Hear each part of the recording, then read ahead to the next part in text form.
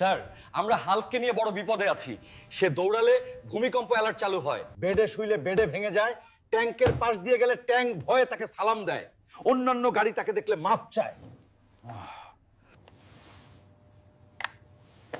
ওকে, হালকে ওজন কমানোর নোটিশ পাঠাও। বাংলাদেশ সেনাবাহিনী কর্তৃক জরুরি নির্দেশনা, হালকের অতিরিক্ত ওজনের কারণে সরঞ্জাম ক্ষতিগ্রস্ত হচ্ছে। অতএব অবিলম্বে ওজন কমানোর নির্দেশ প্রদান করা হলো। ওজন কমাবো আমি? ওরা কি মজা করছে নাকি?